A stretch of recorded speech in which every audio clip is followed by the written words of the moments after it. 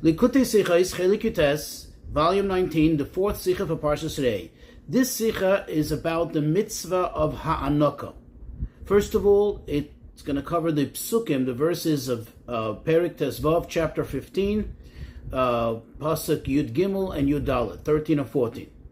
Mitzvah of Hanukkah, perhaps in English it can be translated as a grant, as a gift, as a bonus that is given to an Eved Ivri.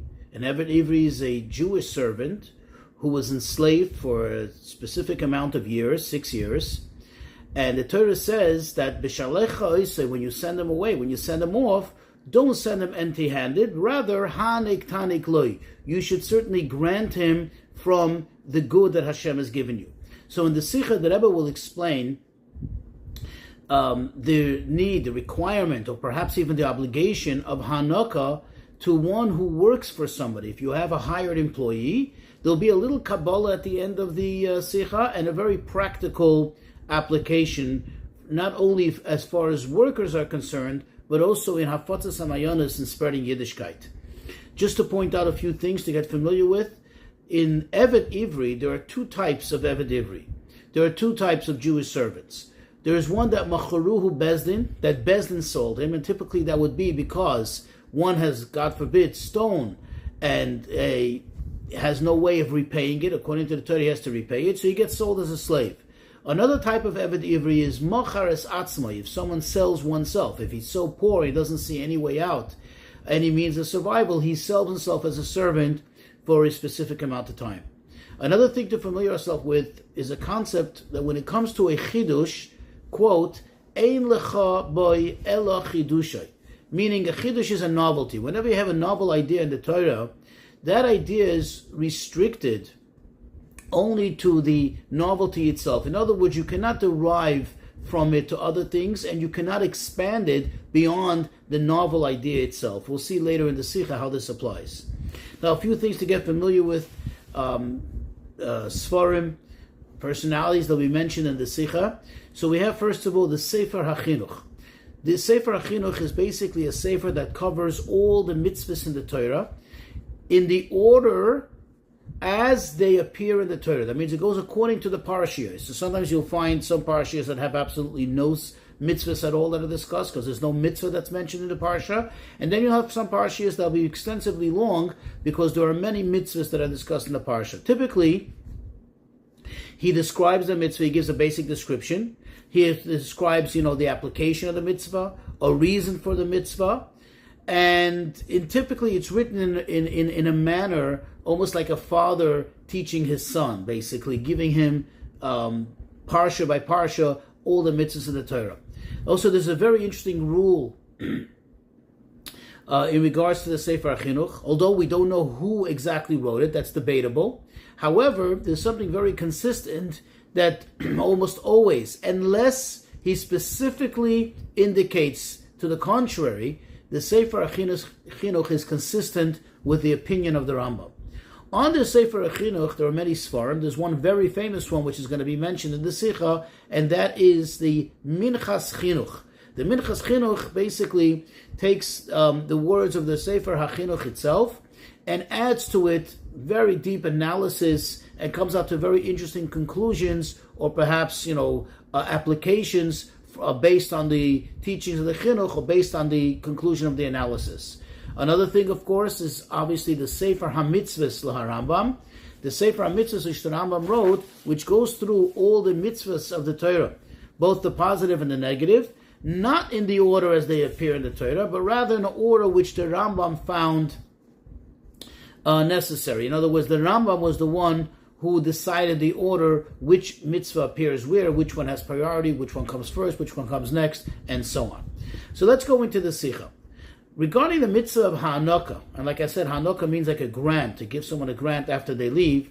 It says in the Sefer HaChinuch that although the actual mitzvah of Hanukkah does not apply nowadays, because we don't have the mitzvah of Eved Ivri as there is no Yovel, however, says the Sefer HaChinuch, we could learn from this that also nowadays, he says, quote, may the wise listen and derive a good lesson, a good moral lesson, that if, quote, you hired anyone, you hired another Yid and he worked by you, whether he worked by you an extensive period of time or even a short period of time, that you should grant him something, you should give him hanaka when you send him away from that job, when he completes the task or when he's let go from that work. And he says this is a very moral and good valued type of thing. Now, there is a machlokes. When does the mitzvah of hanaka apply? Remember, the original mitzvah of hanaka is by a eved ivri. By which type of eved ivri? By the one who Bezdin sold him exclusively, or maybe even also by one who sold himself. There's a machlokes in that. So the Minchas Chinuch says now, the Minchas Chinuch explains on this, that the Sefer Chinuch says that you could learn from the mitzvah of Hanukkah, that it also applies nowadays as a sensible thing, as a moral value, to give a worker who is being severed from his job, or being fired, or being sent away, terminated in any whatsoever manner, to give him a Hanukkah grant. Says the Minchas Chinuch that this you can only say according to the opinion that holds that Hanukkah applies to all kinds of Eved Ivri, whether one sold himself or was sold at Bezdin. However, says the Minchas Chinuch, according to the opinion that holds that the mitzvah of Hanukkah applies exclusively only to a Eved Ivri that was sold by Bezdin, then you cannot say that the idea of Hanukkah, the idea of granting somebody an extra bonus, is a moral-based type of idea, because there's no reason morally why one type of Eved Ivri should get it and the other shouldn't. And therefore, says the Minchas Chinuch, according to this opinion, again, the opinion that holds that the mitzvah of Hanukkah is exclusive only to an Eved Ivri that was sold by Bezdin, then you cannot apply this idea. You cannot draw this conclusion that the Sefer HaChinuch is drawing, that today also, nowadays, you would also have to give a Hanukkah to an employee that's leaving the job. Says the Minchas Chinuch, if this is the case, there seems to be some discrepancy here. Because we know typically, as we mentioned in the introduction, the Sefer HaChinuch typically is consistent with the opinion of the Rambam. But it happens to be that the Rambam clearly states, he clearly paskins, that the mitzvah of Hanukkah is only for the Eved Ivri that was sold by Bezdin, not an Eved Ivri that sold himself. So now we have somewhat of a discrepancy. Says the Rebbe, we can actually reconcile this, that is, by taking a little closer look at this idea, this concept.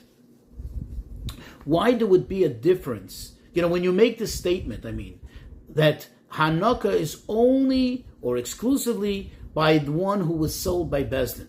In other words, what is really the idea behind it? How do we look at it? What's the right approach to it? The Rebbe says there's two ways to look at it. You can look at it and say that the whole idea of Hanukkah, the whole concept of Hanukkah is a chidush, is a novelty, is a novel idea, that the Torah, it's like an original idea, it's an original chidush, that was only said, according to these opinions, according to the Rambam, that is, only by an Eved Ivri that was sold by Bezdin.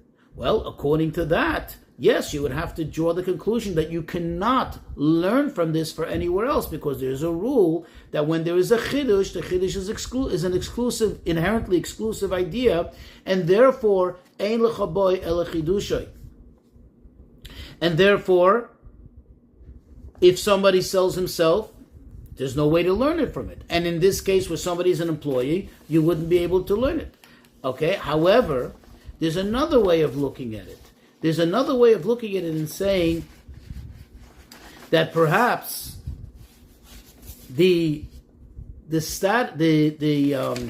idea is that really the mitzvah of Hanukkah is a general idea, is really a good idea that applies all over. It's just that there's a chiddush in the Torah that you don't give to the one who sold himself. That the one who sold himself for whatever reason, that's the chidush, that he doesn't get it. However, anyone else should get it. And therefore, since the mitzvah, the Sefer HaChinuch is talking about, he's discussing not one who, quote, sold himself, but rather somebody who was hired for a job. Therefore, there is no problem. And it's very much consistent with the opinion of the Rambam, and it could be very consistent with the opinion of the Rambam, that an employee too should be eligible to receive this benefit of a grant after he's been terminated from his work. Okay, so in short, the Rebbe says you can look at it, the approach could be, I'm just summarizing, that the idea that the one who sold himself, an Eved Ivri who sold himself, does not receive Hanukkah, that is the Chidush. In other words, that is the exclusivity of the whole idea. But anything outside of that, whether it's an Eved Ivri that was sold by Bezdin, or in this case, as the Sefer HaChinuch is applying it, that he was just merely a hiree, he was an employee, not someone who sold himself, then it can very well apply, and therefore there is no issue and there is no discrepancy between the Sefer HaChinuch and the Rambam. Says the Rebbe, these two approaches is also contingent in the two manners of how we can look at the idea, the general concept of Hanukkah. In other words, how do we approach this? What is the status of Hanukkah? When the Torah says that you have to grant an Eved Ivri, or in this case, we're applying it also to an employee, you have to grant them an extra bonus. What is the idea behind it? Is this kind of a status almost? Does it have the concept, the idea of almost like pay for the work that the person did?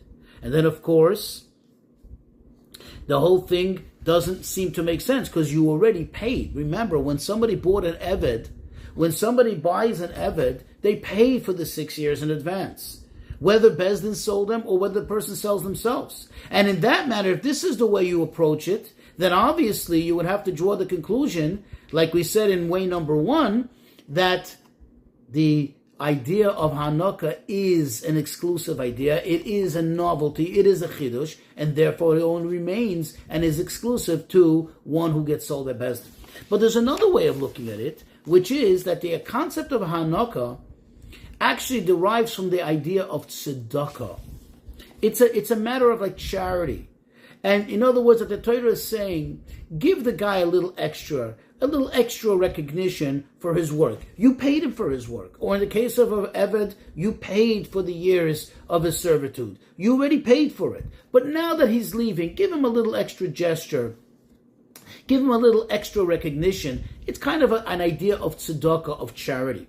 Says the Rebbe, when you look at it from this perspective, it comes out that every single servant, every single worker should receive some means of Hanukkah, some means of, quote, charity, as we're explaining it now. It's just that there is a chidush by the one who sold himself, for whatever reason, which now is not the time or place to discuss it, that he does not receive it. But what does it come out from this? That this is a concept of tzedakah, and therefore it can apply over. The question is, how does the Rambam hold in this? Do we have any indication from the Rambam? Because remember, the Rambam said that the mitzvah of Hanukkah applies only to an Eved Ivri that was sold by Bezdin. So, but there's no indication, or is there, from the Rambam, how he looks at it, how he explains it. Remember, we had two ways of looking at it. Is the idea that the Eved Ivri that got sold by Bezdin, that he receives a Hanukkah, is that the Chidush? Or is the Chidush that the one who sold himself does not receive it? But really it could be explained, as we just did, that in general this falls under the category, under the flag of tzedakah. Says the Rebbe, you can actually derive this when you look in the Sefer HaMitzvahs in the Rambam. Very, very curiously, very interestingly, the Rambam placed the mitzvah of Hanukkah to an Eved Ivri, the mitzvah of granting him an extra bonus, not where he enumerates and discusses the mitzvahs of Eved Ivri and a Jewish maidservant, but rather he puts it right there in proximity and close by the mitzvah of tzedakah. So this gives us an indicator that the Rambam himself holds, like we just explained, that this has the status of the mitzvah of tzedakah, and therefore now we can very well say that we've just reconciled that the chinuch is absolutely consistent with the opinion of the Rambam. Says the Rebbe, because we just established that this idea of giving an employee an extra grant, an extra bonus when they're leaving, this comes out according to all opinions. Not only in Sefer Chinuch, but we just established that it comes out according to Rambam also. Says the Rebbe, if so, therefore, it's very appropriate to point out and to publicize the following, that every person should pay attention to the lesson that we learned from there. That when somebody hires a worker, another yid to work by him, and the time of the employment ends, for whatever reason, okay, either because the time ends, and the Rebbe says even and especially if for whatever reason you terminate the person earlier than the expected end of the job. That whether it's because you have enough workers already, or maybe even if you're not so satisfied with his performance. But the fact is the Rebbe, what you see from here is when you're sending somebody away from a job, whatever the circumstances are, you need to give him some form of a hanukah. You have to give him some kind of grant, some kind of a bonus. And says the Rebbe, since this, as we've established, that the hanukah has a status of tzedakah, therefore, you cannot fulfill your obligation by giving something that was already agreed upon in advance, whether that is at the actual pay or maybe even an included bonus into the person's work. But rather, on top of that, you're expected to add something, and like we said, in the gather of tzedakah, to give him some kind of extra recognition, some extra acknowledgement. And the Rebbe says there's no difference how long the person worked for you, whether a lengthy period of time or whether a short period of time. And whether, quote, the house was blessed because of this person or not. But it's understood that if the house was blessed, meaning the person brought you great gain, obviously then you should give him even more hanukah. You should give him a much greater grant bonus when they're leaving the job. Says the Rebbe, since everything that we discuss is not only in the Gashmias, but also in the Ruchnias, everything also applies in our Avodah Ruchnias, our service of Hashem. So this too, this idea also exists in Avodah Ruchnias. And the Rebbe brings from his father, Zichreinu Livracha, whose yahrzeit, the 20th of Av, typically falls out around Parshas Re'eh. This is my addition, that I just added these words. The Rebbe's father explains the inyan of Hanukah according to Kabbalah, that the idea of an Eved Ivri is moichin de katnus. Okay, literally means very miniature, very, very limited intellect. That's in Kabbalah, there's such a concept. And the idea of Hanukah is to give him more, to give him way above and beyond. That represents the idea of moichin de gadlus, of giving him enlarged, or let's say less limited, or more infinite amount of intellect. What is this idea? How do you apply it? I mean, this is very Kabbalistic. How do we apply it practically? So the idea of a, quote, master and servant in Ruchnius is the equivalent of Rav and Talmud. A teacher, a mentor, and a student, his disciple. And where do we derive this from? The Gemara says, as a Gemara in Eruvin, that Rabbi Yochanan wanted to know a certain matter, and he said, whoever will explain to me this inyan, whoever will clarify for me this subject, I will carry his clothing, his garments to the bathhouse. Meaning, I will treat him as my master, I'll become his servant. So you see that this has an equivalence where one becomes like a servant when one is the student to his teacher, becomes the master. Says the Rebbe, what is the lesson here? That the teacher has to know that it's not enough, it doesn't suffice to teach only in a manner of moichin de katnus, of giving him just a minimum, the basic intellect. Rather, the teacher has to really apply himself and give the student moichin de gadlus. Give him the broader intellect. Give him the depth of it. And the Rebbe goes into a practical example in practical words, that according to the obligation that a teacher has, that a Rav has, you have to give the student the depth of the halacha and the reasons for it when you're teaching him a concept of halacha. even if it necessitates going over it several times, but this is only and exclusively to the extent that the Talmud could comprehend. Meaning, you don't have to go above and beyond what the Talmud's capacity is, what the student's, the disciple's capacity is. And if he doesn't understand right away, you have to give it to him again. But you have to give him something, meaning the teacher is obligated to give him something that for the teacher's perspective, it's considered moichin de katnus. But certainly the teacher does not have to give him what from his own perspective, from the teacher's perspective, is moichin de gadlus. But this is teaching us that mitzvah the mitzvah of ha'anaka, because of this mitzvah, you should actually go above and beyond. That because of stemming from the mitzvah of tzedakah, the teacher should not say, listen, I gave him my best, I gave him to his capacity, and that's enough.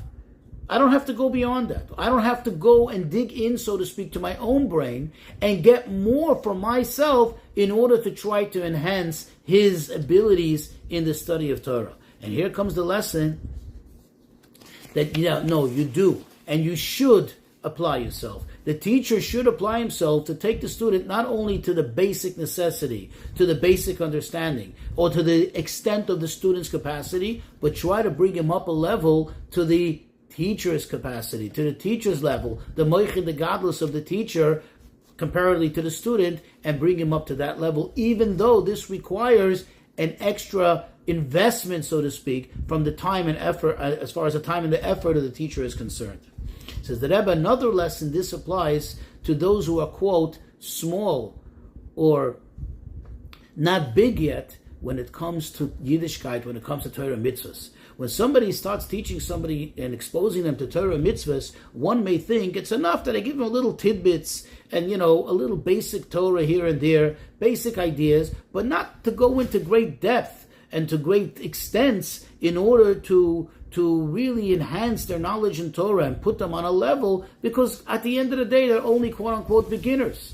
Says the Rebbe, comes the lesson from here, that no, you have to actually go deep. You have to really apply yourself to give him the depth of Torah to the point that that person should be able to, quote, grow on their own in learning the Torah and reach a higher level, that which you're giving them, the hanukah, the extra grant above and beyond, which is the basic requirement. Says the Rebbe, by fulfilling all this, we will certainly come to the fulfillment of, quote, 6 years he should work, and in the 7th he will go out free.